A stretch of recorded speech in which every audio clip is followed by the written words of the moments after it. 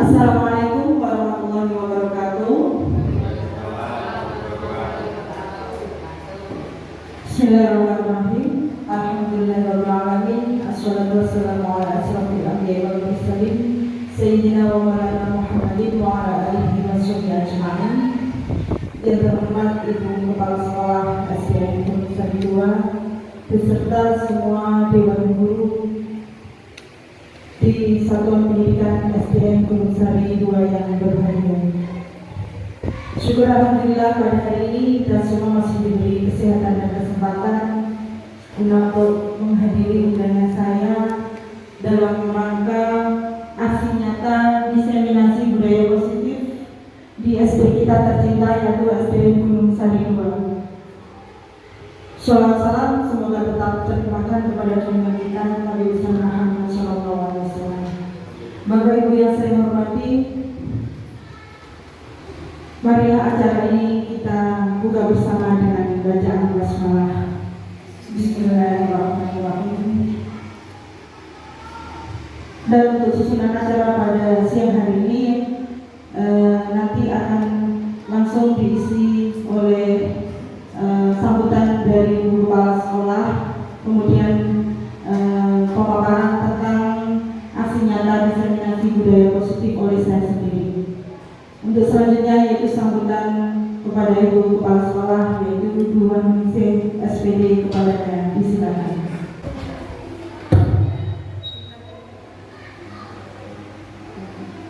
Assalamualaikum warahmatullahi wabarakatuh. Pertama-tama marilah kita panjatkan puji syukur kehadirat Allah Subhanahu wa taala yang mana pada hari ini jam 10 lebih hampir jam 11 nih Bapak Ibu kita diberi kenikmatan kesehatan sehingga bisa memenuhi undangan dari Bu Bibi. Yang kedua, sholawat dan salam senantiasa tercurahkan kepada Nabi Muhammad SAW yang mana kita senantiasa berharap akan syafaatnya nanti di hari akhir zaman. Bapak Ibu sekalian, pada kegiatan hari ini saya sampaikan terima kasih kepada jenengan semua karena bisa menghadiri undangan Bu Pipin dalam kegiatan aksi nyata tentang diseminasi budaya positif.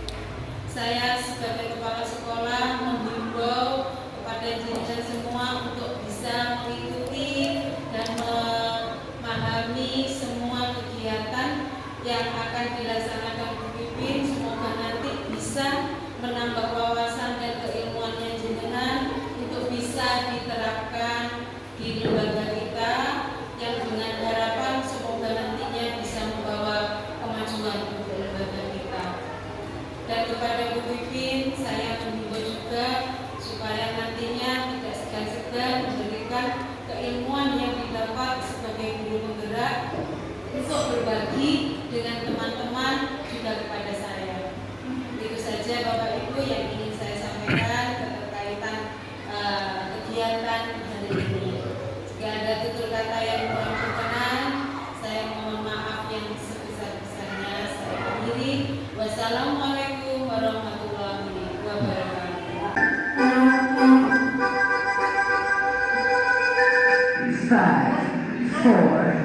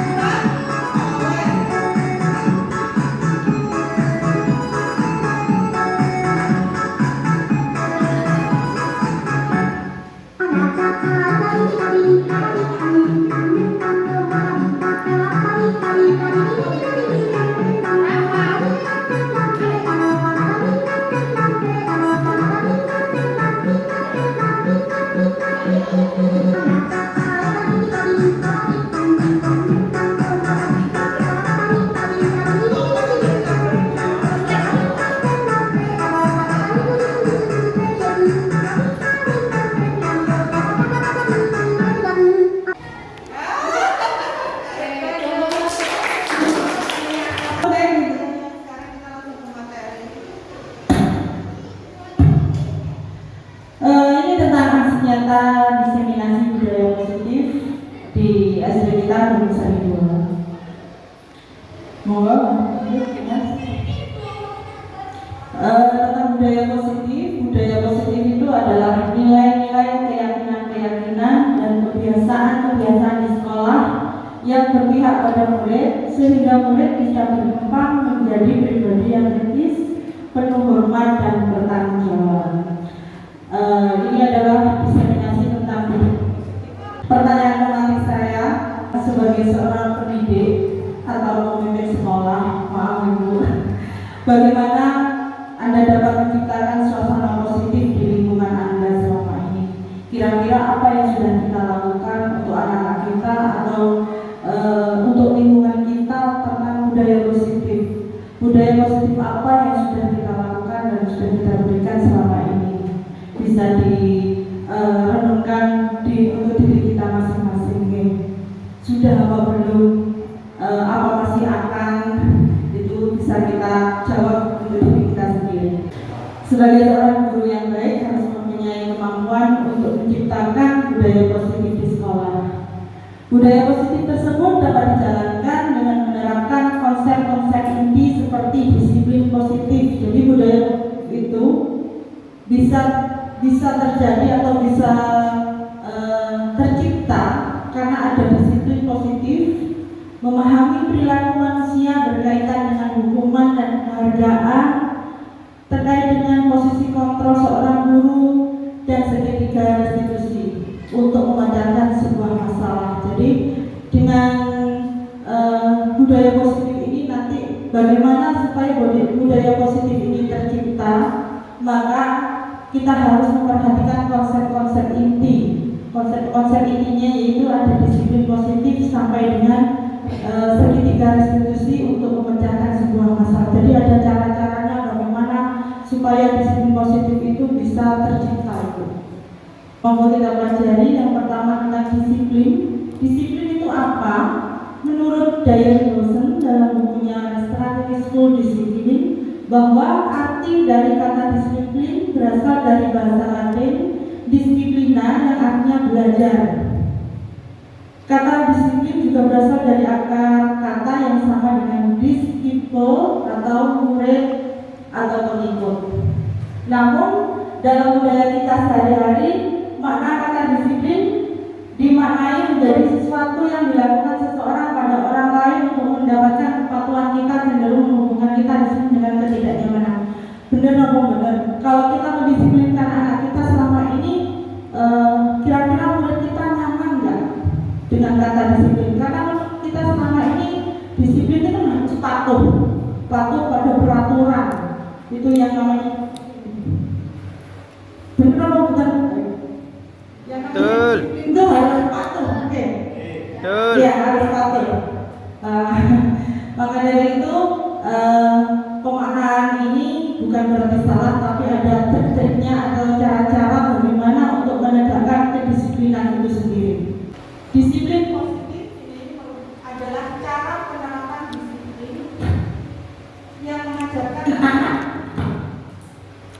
bertanggung jawab dan menumbuhkan kesadaran diri berdasarkan nilai.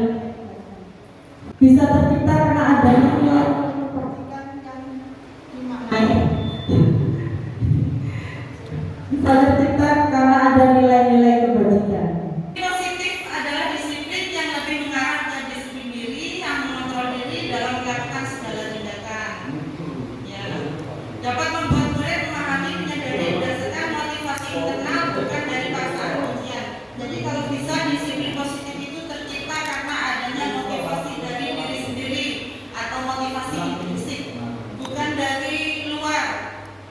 Untuk sekarang ini sepertinya kita masih atau anak-anak masih menegakkan disiplin positif mengikuti itu karena adanya motivasi ekstrinsik, yaitu motivasi dari luar, takut ada hukuman, atau mungkin kalau disiplin patuh tapi karena dihargai dikasih hadiah, itu termasuk disiplin ekstrinsik, disiplin yang datangnya karena iming-iming dari luar. Jadi selama ini keadaan kita masih seperti itu. Disiplin positif itu sendiri erat kaitannya dengan nilai-nilai kebajikan. Jadi nilai-nilai kebaikan. Selanjutnya Diana Ghosh mengemukakan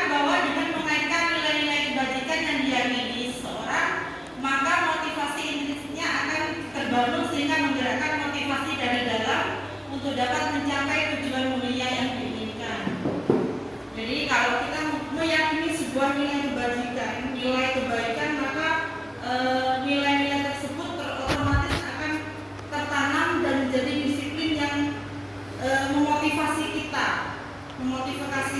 untuk nilai kebajikan itu memotivasi kita untuk melakukan disiplin positif, terutama mulai dari dirinya sendiri. Dari disiplin positif yang anak-anak buat tadi bisa digunakan untuk membuat keyakinan kelas. Keyakinan kelas itu, namun di situ ada guru yang berperan dalam mewujudkan terbentuknya keyakinan sekolah atau kelas dengan adanya kesepakatan antara guru dan murid. Jadi dari disiplin positif, dari nilai kebajikan menjadi disiplin positif dirinya sendiri, maka akan terbentuk bisa menjadi sebuah keyakinan sekolah atau keyakinan kelas. Namun di situ guru sangat berperan untuk membentuk kesepakatan atau untuk mewujudkan keyakinan kelas tersebut. Jadi bagaimana kita mewujudkan keyakinan kelas itu dari kita duduk bareng bersama murid-murid kita, kemudian kita ciptakan apa saja yang diinginkan murid-murid untuk membuat kesepakatan. Misalkan untuk kelas, pengennya kelas seperti apa? Kalau pengennya kelas bersih, maka nanti akan ada peraturan yang memotivasi untuk mewujudkan kata bersih. Misalkan pengennya kelasnya bersih, berarti ada kesepakatan harus buang sampah jangan sembarangan, harus menempatkan sesuatu pada tempatnya, harus sering menyapu, piket. Itu akan terjadi apabila ada kesepakatan antara guru dan murid. Jadi yang namanya keyakinan kelas itu bukan hanya dari guru saja, namun duduk bersama murid. Nah, di sini ada poin-poin penting tentang keyakinan kelas. Keyakinan kelas bersifat lebih abstrak daripada peraturan, karena peraturan itu lebih rinci atau lebih konkret. Kemudian keyakinan kelas berupa pernyataan-pernyataan universal. Pernyataan keyakinan kelas senantiasa dibuat dalam bentuk positif. Jadi keyakinan kelas itu tidak boleh dilarang membuang sampah, itu negatif nih. Buanglah sampah pada tempatnya. Jadi kayak kalau membuat keyakinan kelas harus mempunyai nilai-nilai yang positif. Tidak boleh dengan nilai negatif, dilarang ini, dilarang gaduh, atau tidak boleh, itu termasuk kalimat yang negatif. Jadi harus membuat keyakinan kelas dengan kalimat yang positif. Kemudian semua warga hendaknya ikut berkontribusi dalam pembuatan. Jadi kita melibatkan anak didik kita untuk membuat keyakinan kelas di kelas masing-masing. Kemudian setelah terwujud, setelah ada keyakinan kelas tersebut, maka ditinjau kembali, dikoreksi kembali apakah keyakinan kelas tersebut sudah sesuai dengan keinginan kita, memberatkan kita apa tidak. Jadi ada kesepakatan antara guru dan murid. Next Pak. Nah, dari keyakinan kelas tersebut ada yang namanya perilaku motivasi manusia. Jadi bagaimana murid itu bisa mematuhi keyakinan kelas? Itu ada ciri-cirinya, ciri-ciri murid. Ada yang dari ekstremistik karena mematuhi karena menghindari ketidaknyamanan dan hukuman. Jadi murid itu biasanya mematuhi karena takut dihukum.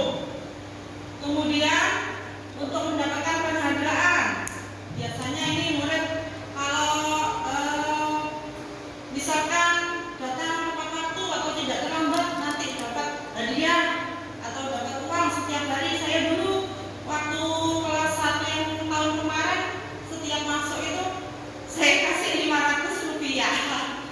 Tiap masuk saya absen kalau masuk karena muridnya sedikit, terus kemudian jarang untuk motivasi berangkat ke sekolah itu sulit. Jadi saya motivasi memakai penghargaan atau imbalan. Jadi mungkin menurut saya waktu itu kalau masih di kelas 1 lebih ke pembiasaan. Jadi belum terwujud motivasi intrinsiknya, motivasi dari dalamnya belum ada. Jadi mereka masih menginginkan motivasi yang dari luar, dorongan dari luar. Tapi suatu saat itu akan jadi kebiasaan dan tanpa adanya imbalan, maka anak tersebut bisa menumbuhkan disiplinnya untuk dirinya sendiri. Pikir saya seperti itu. Karena kalau hanya untuk motivasi ekstrinsi saja itu tidak akan bertahan lama. Oke? Kalau motivasi dari dalam saja itu tidak akan bertahan lama. Maka harus ada motivasi dari dalam diri anak sendiri. Cuman kalau untuk kelas rendah mungkin butuh kebiasaan saja, maka menurut saya tidak apa-apa kita awali dulu dengan motivasi ekstrinsik dari luar dulu, kita kasih iming-iming atau apa supaya kita motivasi dari dalam diri sendiri. Nah, sebagai seorang guru kita mempunyai 5 posisi kontrol nih Bapak Ibu. Yang pertama sebagai penghukum. Jadi ketika ada kita dalam pembelajaran atau dalam kelas, kita mempunyai 5 posisi kontrol. Yang pertama sebagai penghukum, teman, pemantau, membuat merasa bersalah, atau manajer. Maaf, tulisan manajernya salah itu ya. Manajer gitu. Oke, next Pak. Nah, sebagai penghukum, kita bisa menjadi seorang penghukum, atau mungkin kita renungkan diri kita sendiri. Saya itu kalau posisi di dalam kelas, dalam pembelajaran, saya itu sebagai seorang penghukum nggak sih? Nah, bisa kita raba diri kita sendiri. Ciri-cirinya, seorang penghukum biasanya menggunakan hukuman fisik maupun verbal. Verbal itu bisa dengan kata-kata. Ya.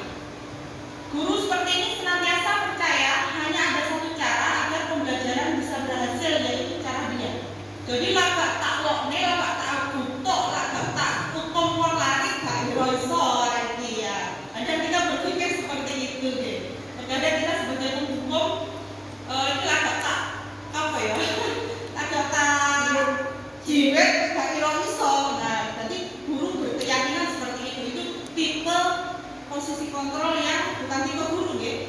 Posisi kontrol seorang guru sebagai penghukum seperti itu. Biasanya kalau ngomong nada suara tinggi. Nada suara tinggi, bahasa tubuh, mata melotot, jari menunjuk-nunjuk.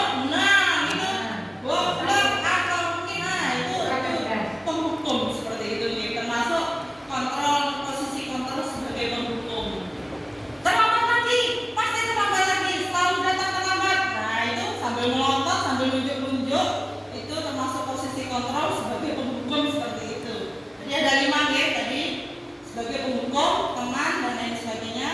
Nah ini, jadi kalau ciri-ciri yang barusan penghukum, nah ini sebagai penghukum, kemungkinan murid kalau seperti ini marah dan mendendam atau bersifat agresif.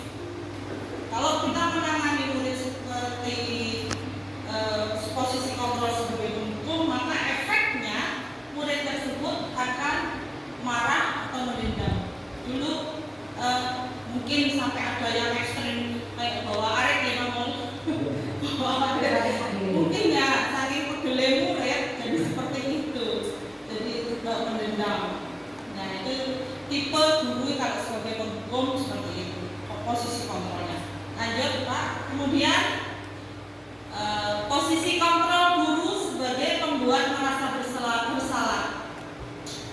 Pembuat merasa bersalah akan menggunakan kemungkinan yang membuat orang lain merasa tidak nyaman, bersalah atau rendah diri. Murid merasa tidak berharga dan telah mengecewakan orang-orang. Kemudian biasanya, kamu ini bagaimana ya? Kamu sudah berjanji dengan ibu tidak akan terlambat lagi, tapi kok terlambat lagi? Kamu kenapa? Nah, itu membuat merasa bersalah. Jadi murid di situ efeknya nanti murid merasa tidak berharga, tidak mampu atau mengecewakan orang-orang yang disayangi mereka, yang disayanginya. Jadi merasa bersalah itu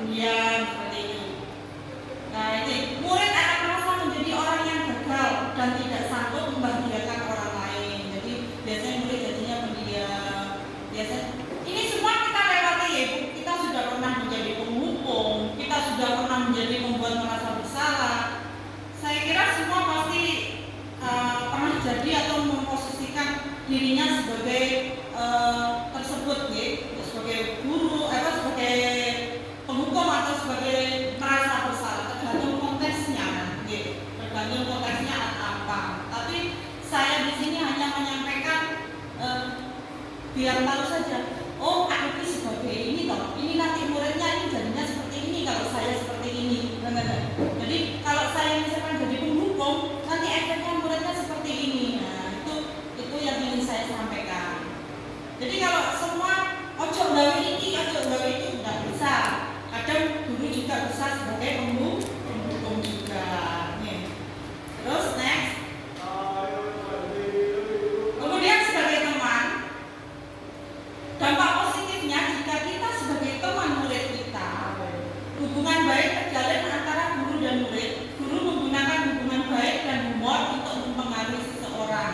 Jadi cedek murid itu jadi dekat. Kemudian jika guru tersebut tidak membantu, maka murid akan kecewa dan tidak mau lagi berusaha. Jadi gampang patah anaknya. Kalau apa-apa gurunya sing hidup nih. Akhirnya kalau mau berbuat apa, gurunya nggak ngerti atau apa, maka dia akan patah semangat langsung. Ini termasuk posisi kita sebagai teman. Efeknya murid akan merasa senang dan akrab dengan guru. Namun murid akan mengandalkan guru jika ada masalah. Jadi apa-apa guru, apa-apa pak guru. Jadi dia tidak bisa, masih belum bisa berdiri sendiri. Ini contohnya, contoh kalimatnya. Ayolah, bagaimana sih kamu?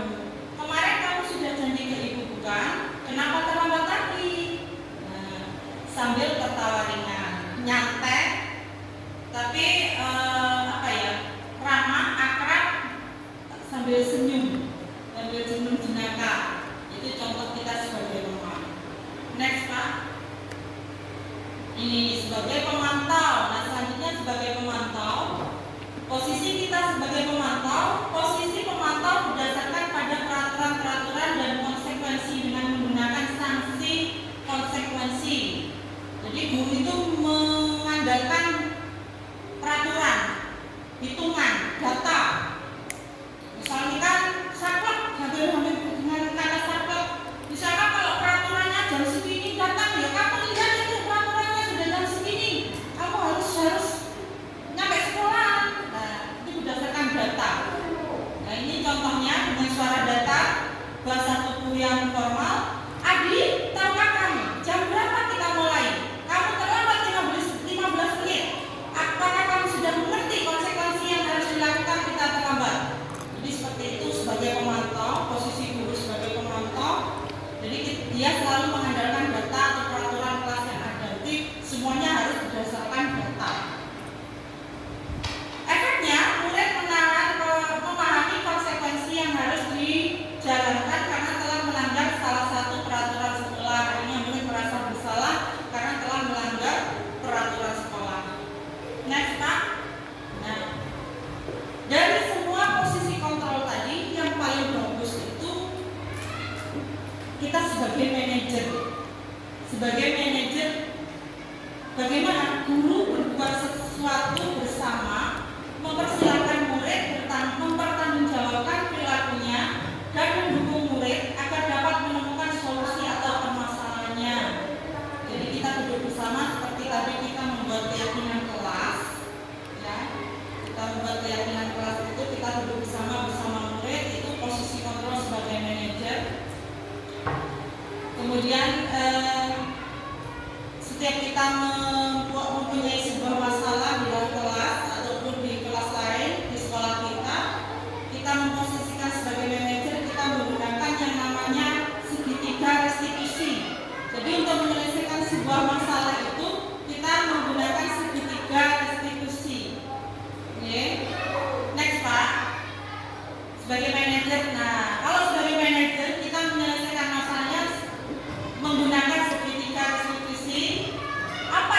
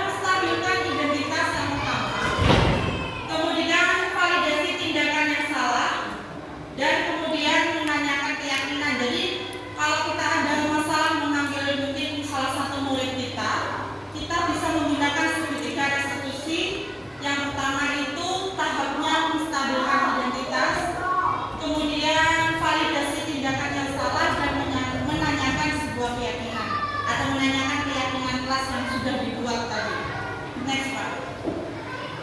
Nah, ini adalah menstabilkan identitas itu seperti apa? Nah, jadi tahap yang pertama, kita stabilkan dulu identitasnya, stabilkan dulu dengan seolah-olah kita ikut di cara berpikir mereka. Dengan kalimat mungkin berbuat salah itu tidak apa-apa, tidak ada manusia yang sempurna. Saya juga pernah melakukannya. Nah, itu salah satu atau mungkin ciri-ciri dari kalimat yang bisa diucapkan waktu kita merestitusi seorang murid atau seorang anak yang mungkin punya masalah atau mungkin anak yang bermasalah. Kita bisa memanggilnya dan kita bisa menggunakan yang namanya segitiga restitusi. Yang pertama, kita stabilkan dulu identitasnya. Kemudian kita validasi tindakan yang salah. Padahal kamu bisa melakukan yang lebih buruk dari ini ya. Kamu pasti punya alasan kenapa kamu bisa melakukan ini. Dia ada tahapnya. Oke.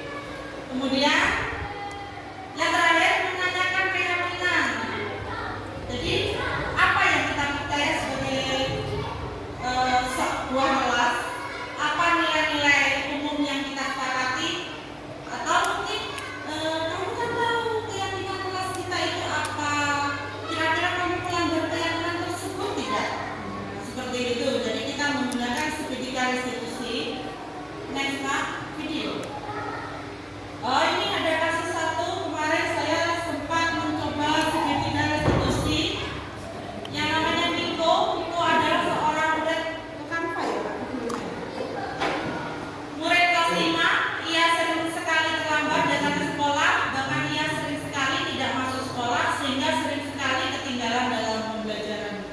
Kebetulan Miko kemarin sudah saya coba memakai segitiga restitusi, tapi belum tahu hasilnya. Bu Ambar, Bu Ambar deh. Gimana Bu hasilnya? Sudah ada perubahan atau belum? Oh, alhamdulillah. Kalau sudah ada perubahan di videonya ya. Untuk itu, oke. Dulu dapat laporan dari wali kelasnya sama lambat. Iya. Katanya itu sudah terlambat ya. Sudah nggak masuk. Lambat apa nggak masuk? Terlambat bangun tidur. Oh, terlambat bangun tidur. Jadi sudah nggak masuk sekolah ya. Iya. Itu juga sering juga ke sekolah. Nggak masuk. Tapi alasannya biasanya sakit. Alasannya kepergian. Yang mempunyai kesalahan kayak itu nggak mungkin banyak sekali murid yang seperti itu ya, yang misalnya nggak masuk sekolah, nggak masuk banyak ya. Terus tahu itu kalau mengenai peraturan sekolah tahu ya. Peraturan sekolah seharusnya seperti apa?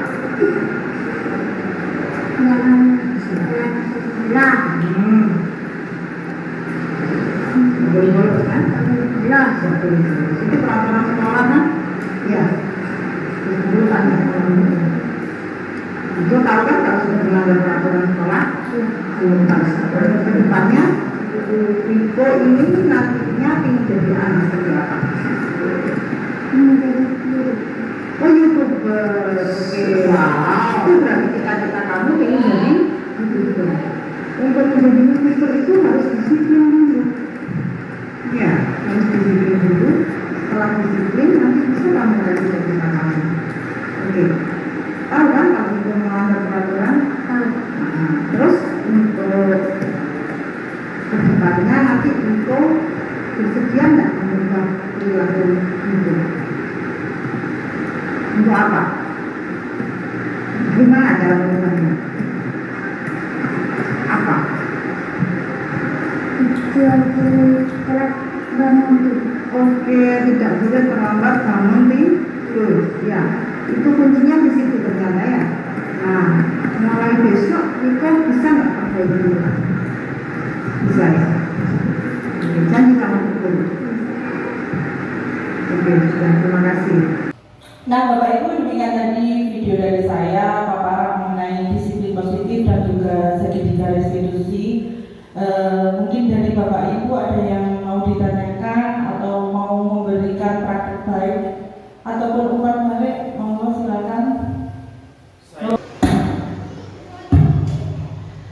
Ini tentang aksi nyata diseminasi budaya positif di SD kita Gunung Sari 2. Monggo, Mas. Tentang budaya positif itu adalah nilai-nilai, keyakinan dan kebiasaan di sekolah yang berpihak pada murid sehingga murid bisa berkembang menjadi pribadi yang kritis, penuh hormat dan bertanggung jawab. Ini adalah diseminasi tentang pertanyaan tematik saya sebagai seorang pendidik atau pemimpin sekolah, maaf Ibu, bagaimana Anda dapat menciptakan suasana positif di lingkungan Anda selama ini? Kira-kira apa yang sudah kita lakukan untuk anak-anak kita atau untuk lingkungan kita tentang budaya positif? Budaya positif apa yang sudah kita lakukan dan sudah kita berikan selama ini? Bisa direnungkan untuk diri kita masing-masing. Sudah apa belum? Apa masih akan?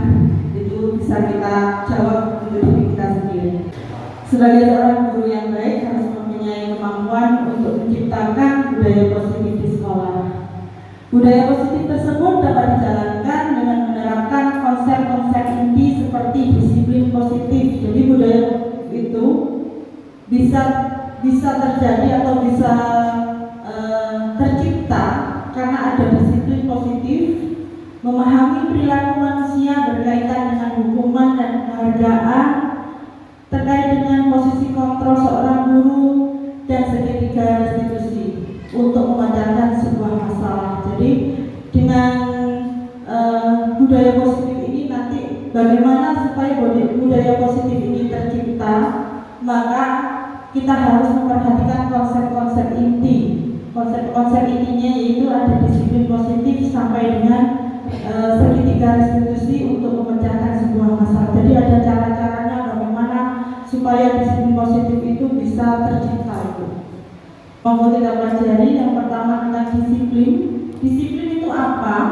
Menurut Diane Lawson dalam bukunya Strategi School Discipline, bahwa arti dari kata disiplin berasal dari bahasa Latin disiplina yang artinya belajar.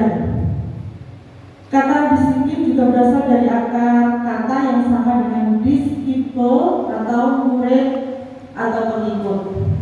Namun dalam budaya kita sehari-hari, makna kata disiplin dimaknai menjadi sesuatu yang dilakukan seseorang pada orang lain untuk mendapatkan kepatuhan kita, cenderung menghubungkan kita dengan ketidaknyamanan. Benar apa benar? Kalau kita mendisiplinkan anak kita selama ini, kira-kira murid kita nyaman nggak dengan kata disiplin? Karena kita selama ini disiplin itu harus patuh pada peraturan. Itu yang namanya. Benar apa benar? Betul. Itu harus patuh, oke.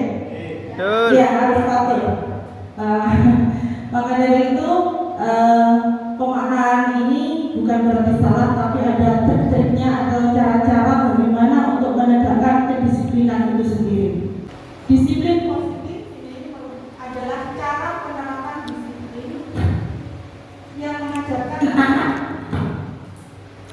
bertanggung jawab dan menumbuhkan kesadaran diri berdasarkan nilai.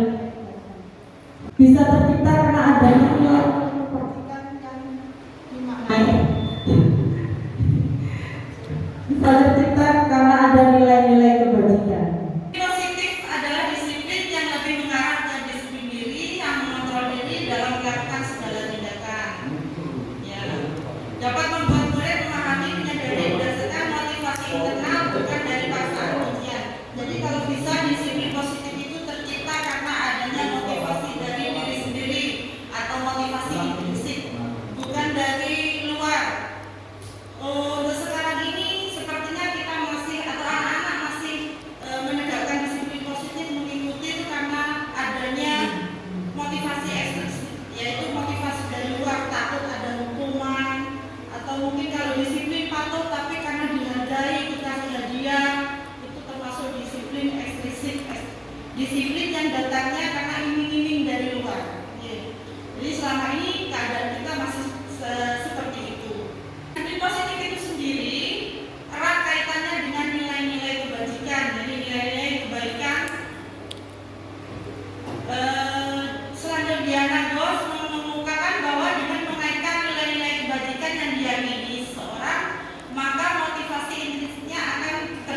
sehingga menggerakkan motivasi dari dalam untuk dapat mencapai tujuan mulia yang diinginkan. Jadi kalau kita meyakini sebuah nilai kebaikan, maka nilai-nilai tersebut otomatis akan tertanam dan menjadi disiplin yang memotivasi kita untuk nilai kebajikan itu memotivasi kita untuk melakukan disiplin positif, terutama mulai dari dirinya sendiri. Dari disiplin positif yang anak-anak buat tadi bisa digunakan untuk membuat keyakinan kelas. Keyakinan kelas itu, namun di situ ada guru yang berperan dalam mewujudkan terbentuknya keyakinan sekolah atau kelas dengan adanya kesepakatan antara guru dan murid. Jadi dari disiplin positif, dari nilai kebajikan menjadi disiplin positif dirinya sendiri, maka akan terbentuk bisa menjadi sebuah keyakinan sekolah atau keyakinan kelas. Namun di situ guru sangat berperan untuk membentuk kesepakatan atau untuk mewujudkan keyakinan kelas tersebut. Jadi bagaimana kita mewujudkan keyakinan kelas itu dari kita duduk bareng bersama murid-murid kita, kemudian kita ciptakan apa saja yang diinginkan murid-murid untuk membuat kesepakatan.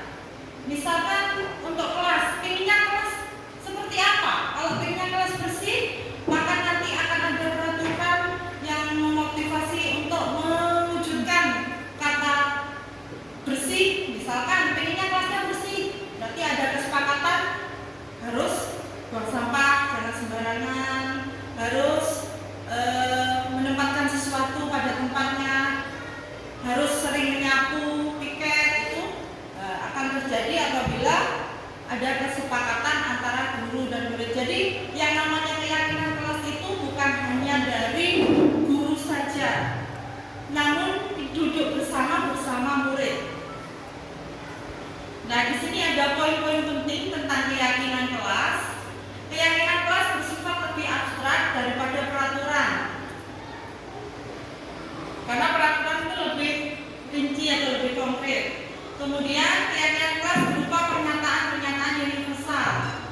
Pernyataan keyakinan kelas senantiasa dibuat dalam bentuk positif. Jadi keyakinan kelas itu tidak boleh dilarang membuang sampah, itu negatif nih. Buanglah sampah pada tempatnya. Jadi kayak kalau membuat keyakinan kelas harus mempunyai nilai-nilai yang positif. Tidak boleh dengan nilai negatif, dilarang ini, dilarang gaduh, atau tidak boleh, itu termasuk kalimat yang negatif. Jadi harus membuat keyakinan kelas dengan kalimat yang positif. Kemudian semua langkah hendaknya ikut berkontribusi dalam pembuatan. Jadi kita melibatkan anak didik kita untuk membuat keyakinan kelas di kelas masing-masing. Kemudian setelah terwujud, setelah ada keyakinan kelas tersebut, maka ditinjau kembali, dikoreksi kembali apakah keyakinan kelas tersebut sudah sesuai dengan keinginan kita, memberatkan kita apa tidak. Jadi ada kesepakatan antara guru dan murid.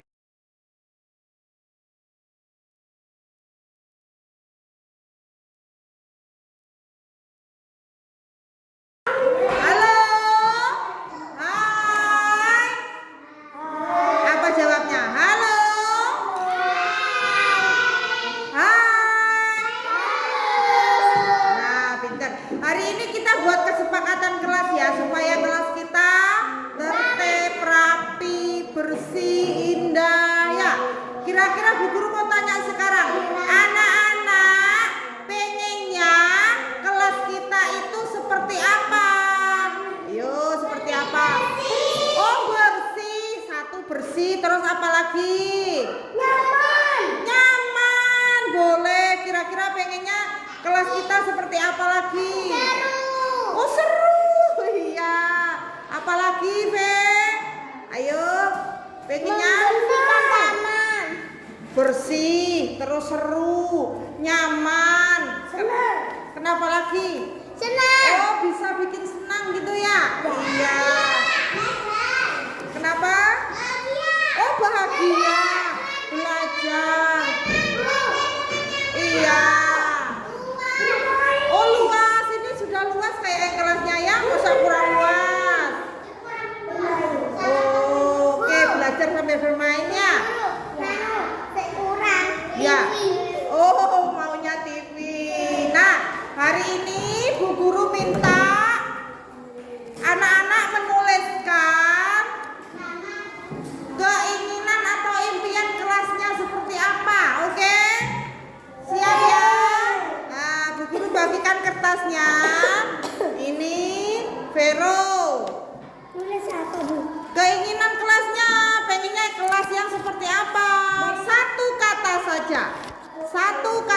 saja? Pengen apa bersih? Apa nyaman? Apa tadi seru?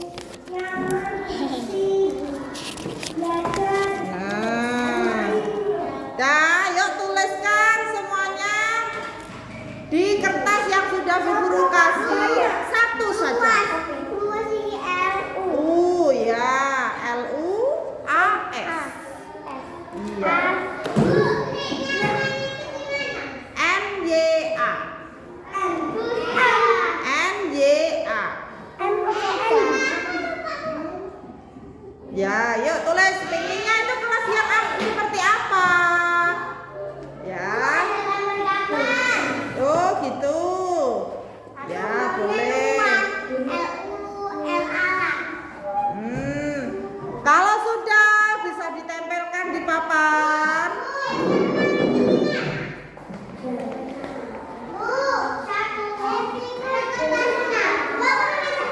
Boleh. Apa? Rapi. Ra dulu terus pi. Suku katanya apa? Rapi.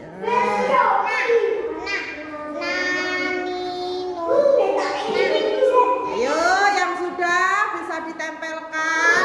Jangan terlalu tinggi. Aku pengen kayak Yuk.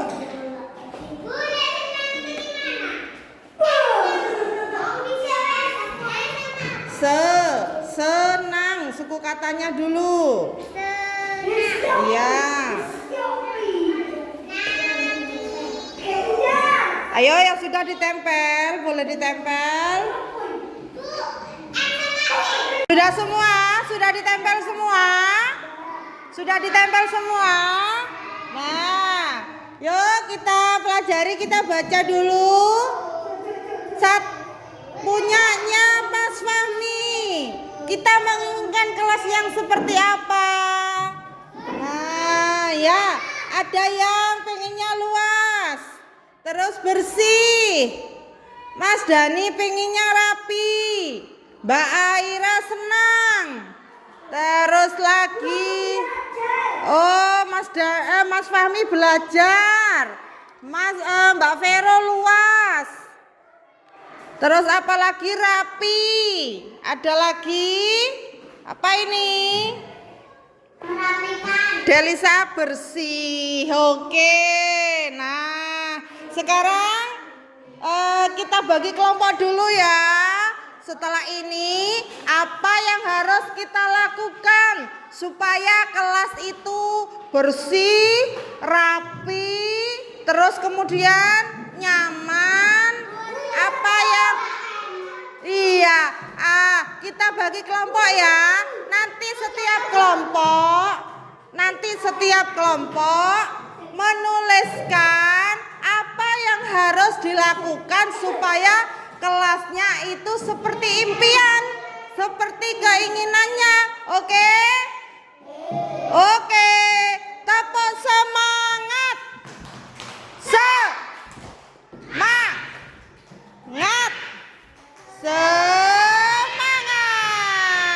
Pintar. Nah, yuk sekarang merapat ke ketua kelompoknya. Kita bentuk kelompok. Kelompok berapa ini? Kelompok 1. Supaya kelasnya tadi nyaman, apa yang dilakukan? belajar dengan sungguh-sungguh. Terus apa lagi?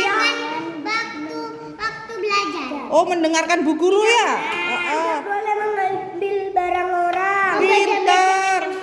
Oh, tidak boleh membedakan teman. Supaya kelasnya nyaman. 100 untuk kelompok 1. Ya. Nah ya, kelompok 2. Nah, kelompok 2 ini supaya kelasnya tadi apa? Bersih. Apa yang dilakukan ayo? Oh, menyapu. Berarti ada piket ya? Terus apa lagi ayo? Oh, membuang sampah juga supaya kelasnya bersih, membuang sampah pada tempatnya. Terus apa lagi? Oh, membersihkan papan tulis biar Bu Guru kalau mengajar bersih ya. Iya, membersihkan buku-buku juga. Ya. Yuk, sekarang bentar ya, Bu Guru ada telepon. Nah, kelompok 2 supaya kelasnya apa, rapi. Apa yang dilakukan? Bukan membersihkan, kan supaya bersih. Kalau supaya rapi itu mengembalikan barang pada tempatnya. Terus menata buku-buku yang berantakan. Apalagi ayo? Menyapu. Kalau menyapu kan supaya bersih. Kalau supaya rapi, apalagi mengembalikan barang pada tempatnya 1. Terus kemudian menata buku-buku ya. Apalagi duduk dengan rapi ya. Ada 3 ya. Mari ini ucapkannya Bu Guru rekam ya. Oke, siap? Apa saja dicok dulu sama Bu Guru. Kelompok 3 ya, kelompok 3. Ayo, tadi supaya kelasnya rapi apa yang perlu dilakukan? Duduk yang rapi. Oh, duduk yang rapi, yang benar ya duduknya ya. Terus kemudian Kembalikan buku yang rapi. oh, mengembalikan buku, oh menata buku biar rapi. Terus apa lagi? Apa ya? Oh, duduk yang rapi, yang benar. Apa lagi?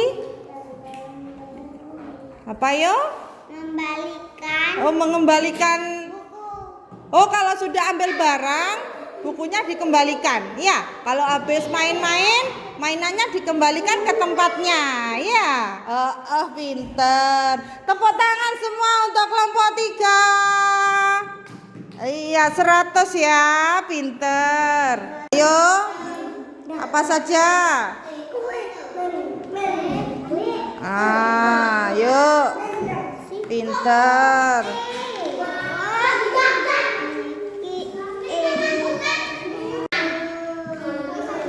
Ayo, masih ingat kan apa saja tadi? Kita sudah selesai semua? Sudah? Kalau sudah, anak-anak bergiliran secara kelompok maju membacakan hasil diskusinya, membacakan hasil kesepakatannya. Oke?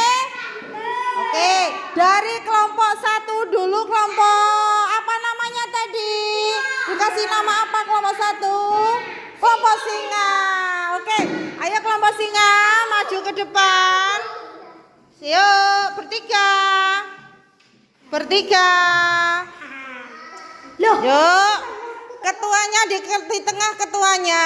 Bacakan hasil kesepakatan kelompok 3. Oke.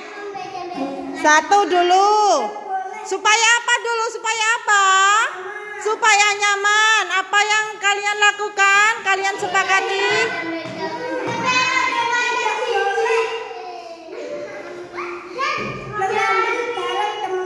Oh, tidak boleh mengambil barang teman. Apalagi? Mendengarkan Bu Guru, pintar. Apalagi? Izin saat keluar kelas. Oke, bisa ditempel kelompok singa. Oh, tidak membedakan teman. Oh, ini Mbak. Giliran kelompok apa sekarang? Oh, giliran kelompok 2. Kelompok apa namanya kelompok 2? Harimau. Oke, harimau tadi supaya kelasnya apa? Membersih. Oh, supaya kelasnya bersih, apa yang dilakukan? Sepakati? Membersihkan? Oh iya, membersihkan buku terus. Menyapu yang bersih, apalagi? Membuang. Oh, membuang sampah pada tempatnya. Oh, membersihkan papan tulis, iya. Oh, buang sampah lagi. Sudah? Iya, terima kasih. Silakan duduk kembali. Selanjutnya kelompok berapa? Astagfirullahaladzim. Ayo. Ayo duduk. Lainnya duduk yang rapi.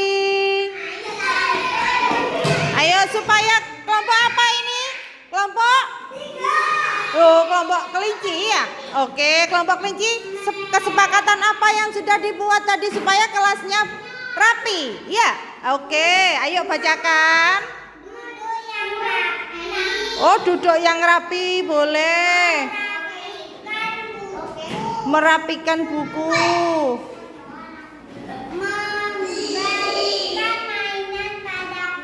Tempatnya, mengembalikan mainan pada tempatnya supaya kelasnya rapi. Terima kasih kelompok kelinci, bisa ditempel di papan keyakinan.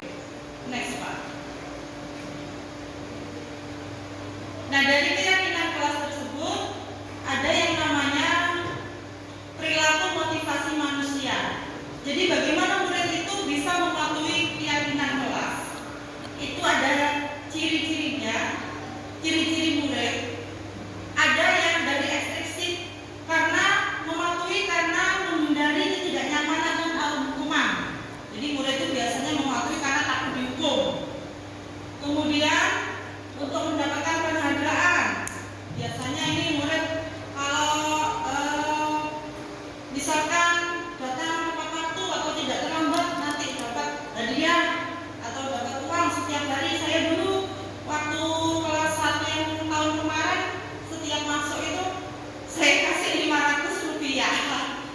Tiap masuk saya absen kalau masuk karena muridnya sedikit, terus kemudian jarang untuk motivasi berangkat ke sekolah itu sulit.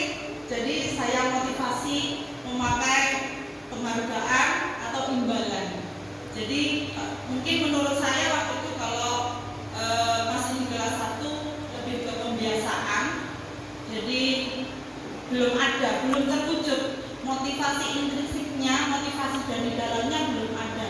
Jadi mereka masih menginginkan motivasi yang dari luar, dorongan dari luar. Tapi suatu saat itu akan jadi kebiasaan dan tanpa adanya imbalan maka anak tersebut bisa menumbuhkan disiplinnya untuk dirinya sendiri. Pikir saya seperti itu. Karena kalau hanya untuk motivasi ekstrinsi saja itu tidak akan bertahan lama. Kalau motivasi dari dalam saja itu tidak akan bertahan lama. Maka harus ada motivasi dari dalam diri kita sendiri. Cuman kalau untuk kelas rendah mungkin butuh kebiasaan saja, maka menurut saya tidak apa-apa kita awali dulu dengan motivasi ekstrinsik dari luar dulu, kita kasih iming-iming atau apa supaya kita motivasi dari dalam diri sendiri. Next. Nah, sebagai seorang guru kita mempunyai 5 posisi kontrol gitu Bapak Ibu. Yang pertama sebagai penghukum. Jadi ketika ada kita dalam pembelajaran atau dalam kelas kita mempunyai 5 posisi kontrol. Yang pertama sebagai penghukum, teman, pemantau, membuat merasa bersalah atau manajer. Maaf tulisan manajernya salah ya. Manajer gitu. Oke, next Pak. Nah, sebagai penghukum kita bisa menjadi seorang penghukum atau mungkin kita renungkan diri kita sendiri. Saya itu kalau posisi di dalam kelas, dalam pembelajaran saya itu sebagai seorang penghukum nggak sih? Nah, bisa kita raba diri kita sendiri. Ciri-cirinya seorang penghukum biasanya menggunakan hukuman fisik maupun verbal. Verbal itu bisa dengan kata-kata. Guru seperti ini senantiasa percaya hanya ada satu cara agar pembelajaran bisa berhasil, yaitu cara dia. Jadi lagak tak lokne, lagak tak butok, lagak tak hukum kon lari gak iso lagi ya. Ada kita berpikir seperti itu deh. Terkadang kita sebagai penghukum itu lagak tak apa ya? Lagak tak jiwet gak iso. Nah, jadi guru berkeyakinan seperti itu. Itu tipe posisi kontrol yang bukan tipe guru ya. Posisi kontrol seorang guru sebagai penghukum seperti itu. Biasanya kalau ngomong nada suara tinggi. Nada suara tinggi, bahasa tubuh mata melotot, jari menunjuk-nunjuk. Nah, itu goblok atau mungkin itu penghukum seperti itu.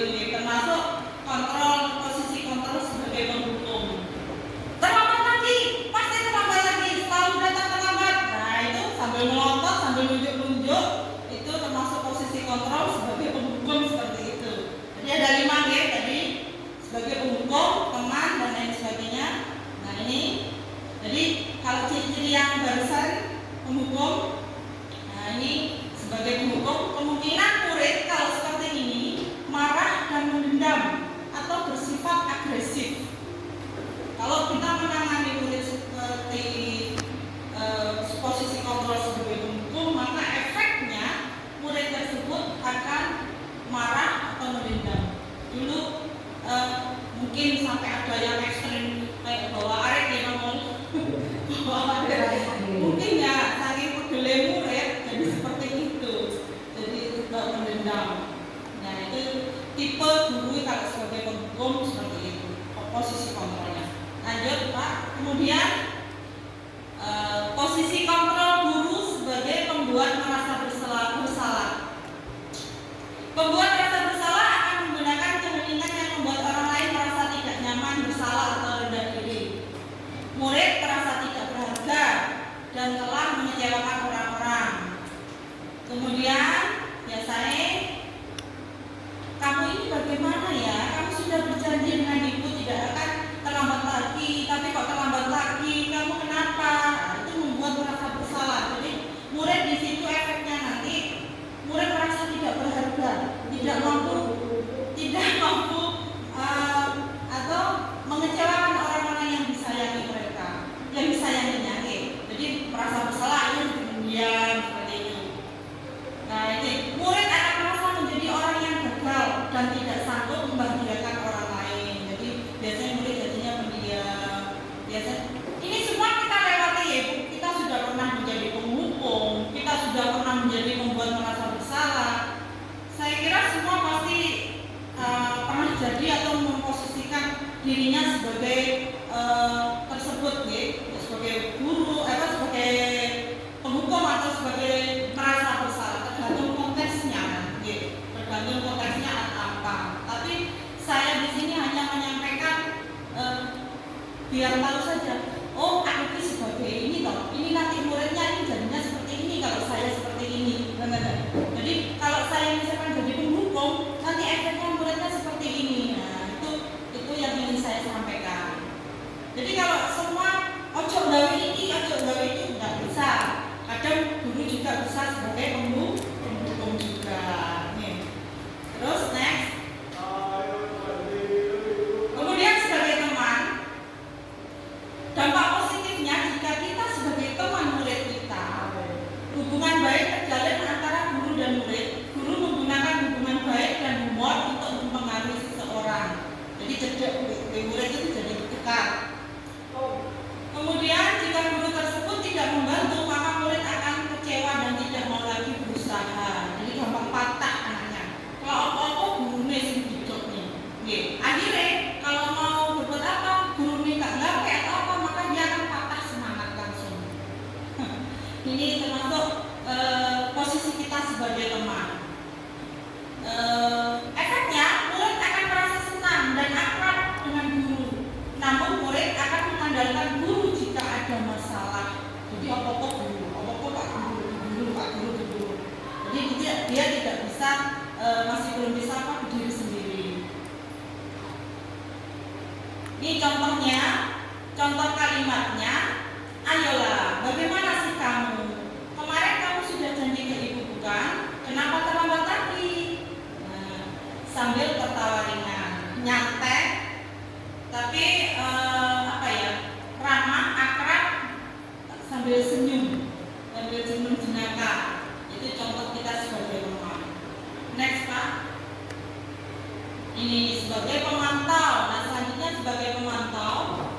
Posisi kita sebagai pemantau, posisi pemantau berdasarkan pada peraturan-peraturan dan konsekuensi dengan menggunakan sanksi konsekuensi.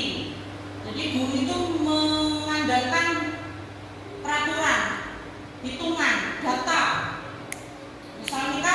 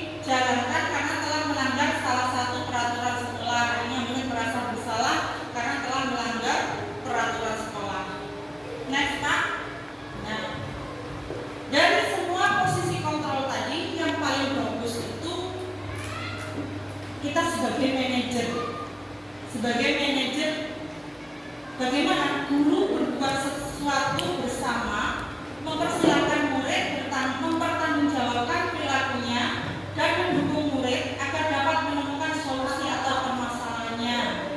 Jadi kita duduk bersama seperti tadi kita membuat keyakinan kelas, ya. Kita membuat keyakinan kelas itu kita duduk bersama murid, itu posisi kontrol sebagai manajer. Kemudian setiap kita mempunyai sebuah masalah di dalam kelas ataupun di kelas lain di sekolah kita memposisikan sebagai manajer, kita menggunakan yang namanya segitiga restitusi. Jadi untuk menyelesaikan sebuah masalah itu kita menggunakan segitiga restitusi. Oke. Next Pak. Sebagai manajer, nah kalau sebagai manajer kita menyelesaikan masalahnya menggunakan segitiga restitusi. Apa itu segitiga restitusi? Suatu proses dialog yang dijalankan guru agar dapat menghasilkan murid yang mandiri dan bertanggung jawab. Jadi guru berperan sebagai manajer di sini. Kemudian mencari solusi dari sebuah permasalahannya dengan menggunakan segitiga restitusi. Apa saja segitiga restitusi? Next Pak. Nah, ini tahap-tahapnya, oke? Tahap-tahapnya ada menstabilkan identitas yang pertama, kemudian validasi tindakan yang salah, dan kemudian menanyakan keyakinan. Jadi kalau kita ada masalah mengambil mungkin salah satu murid kita bisa menggunakan segitiga restitusi.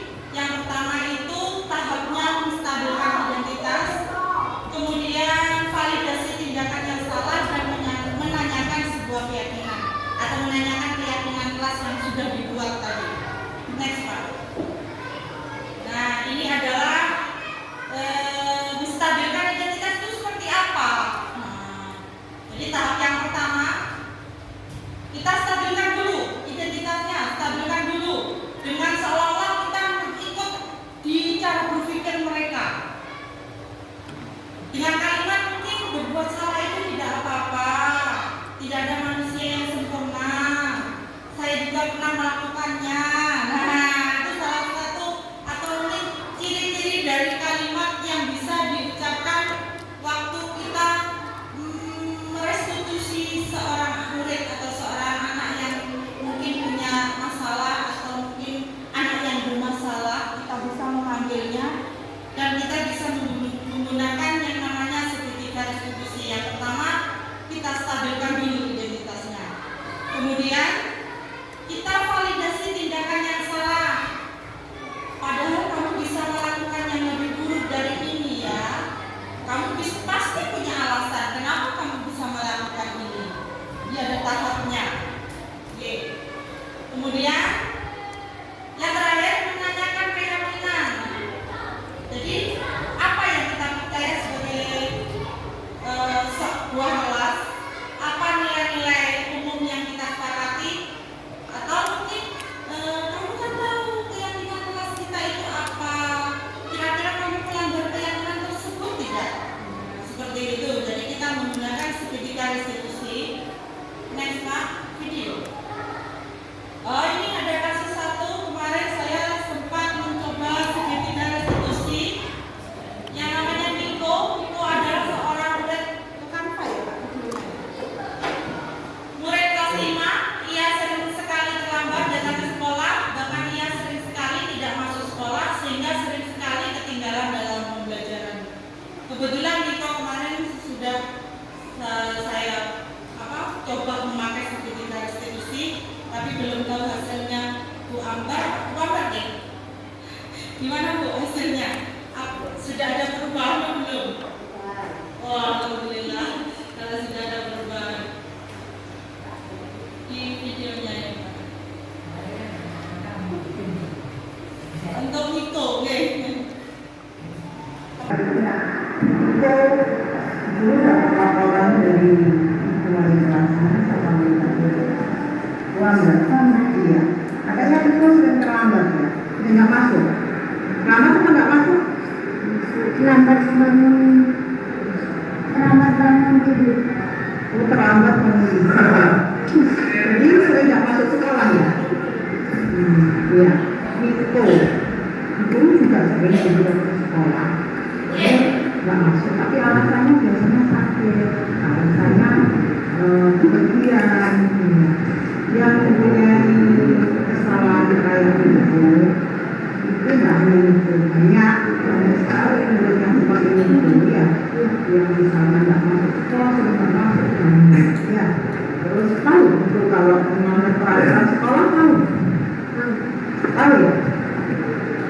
Peraturan sekolah seharusnya seperti apa?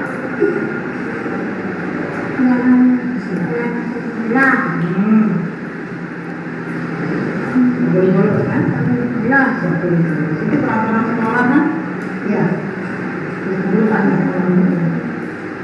Itu tahu kan kalau sudah melanggar peraturan sekolah? Ke depannya, Riko ini nantinya ingin jadi anak seperti apa? Oh, YouTuber. Oke. Wow. Itu berarti cita-cita kamu ingin jadi YouTuber. Untuk menjadi YouTuber itu harus disiplin dulu. Ya, harus disiplin dulu. Setelah disiplin, nanti bisa kamu lagi cita-cita kamu. Oke. Tahu kan kalau itu melanggar peraturan? Tahu. Terus untuk kedepannya nanti untuk bersedia nggak mengubah perilaku itu? Untuk apa? Gimana cara mengubahnya? Apa?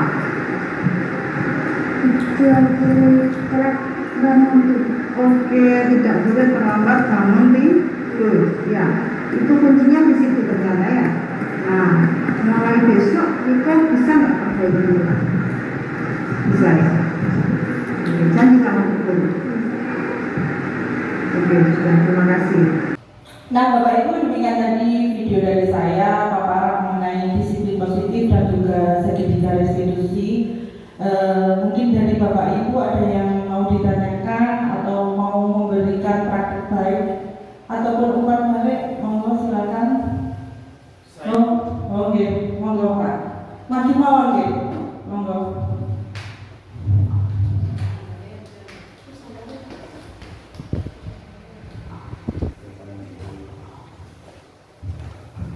Assalamualaikum warahmatullahi wabarakatuh. Terima kasih waktunya telah diberikan kepada kami, dan kami berterima kasih sekali kepada Bu Win yang telah memberikan paparannya kepada kami, dan mudah-mudahan kami yang ada di SDN Gunung Sari 2 ini bisa mempraktekannya dengan apa yang telah disampaikan oleh Bu Win, dan mudah-mudahan di SDN Gunung Sari 2 ini kedepannya bisa semakin maju dan semakin berkembang. Sekali lagi terima kasih banyak untuk Bu Win. Sekian, terima kasih. Assalamualaikum warahmatullahi wabarakatuh. Aksi nyata saya tentang segitiga restitusi yang kemarin sudah saya praktekkan ke anak didik kita, yaitu itu kemudian kelas 5 di Bogor. Jadi mungkin itu yang bisa saya tularkan kepada Bapak Ibu dalam menangani sebuah masalah. Bagaimana cara mendisiplinkan atau membudayakan disiplin positif di sekolah, bagaimana kita cara menanamkan atau membuat sebuah keyakinan sekolah atau keyakinan kelas. Jadi semoga apa yang saya sampaikan dalam paparan kali ini bisa bermanfaat untuk kita semua. Amin. Terima kasih. Mohon maaf atas segala kekurangan. Marilah kita akhiri presentasi atau mungkin paparan saya, acara kita pada siang hari ini dengan bacaan Hamdalah bersama-sama. Alhamdulillah. Terima kasih atas kedatangannya. Saya akhiri. Wassalamualaikum warahmatullahi wabarakatuh.